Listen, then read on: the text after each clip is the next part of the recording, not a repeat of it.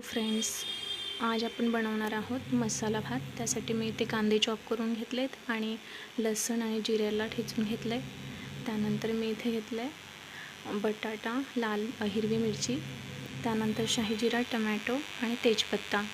त्यानंतर आपण इथे घेतले दालचिनी, मसाला वेलची, जायपत्री, त्यानंतर सौंठ, लौंग, मिरे, जेवढे आपल्याकडे अवेलेबल खडे मसाले असतील तेवढे घ्यायचे। त्यानंतर मी ते इंडक्शनवर कुकर ठेवला आहे। 3-4 पळी तेल टाकले।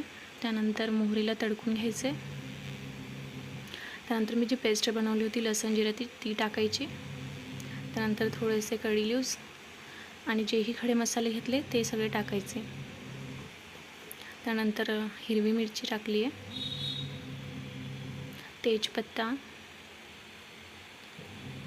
आणि यांना चांगलं परतून घ्यायचं आहे, म्हणजे जेही मसाले असतील ते तेलात मसाल्याचा स्वाद आला पाहिजे। त्यानंतर आपण इथे टाकलं आहे शाही जिरा, नंतर कट केलेले पोटॅटो आणि टोमॅटो टाकलेले आहेत।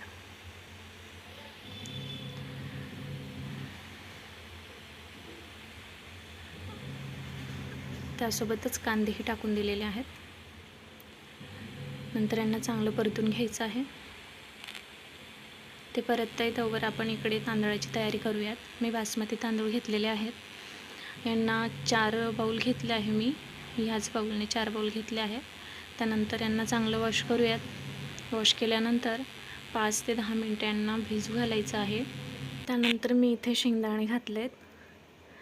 शेंगदाणे आधीच नाही टाकले, ते जास्त भाजले गेले असते म्हणून नंतर टाकलेत। आणि जो आपण दरवर्षी खडा मसाला घरात बनवत असतो तोच मी 2 चम्मच इथे घेतले आणि हळदी पावडर घेतले।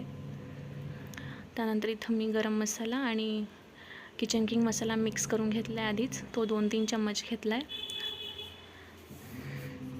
कांदा बटाटो चांगला फ्राय झाल्यानंतर आपल्याला याच्यात मसाले घालायचे आहेत। मसाले चांगले परतून झाल्यावर आपण जे तांदूळ इथे भिजू घातलेले होते ते तांदूळ आपल्याला आता मसाल्यात घालायचे आहेत।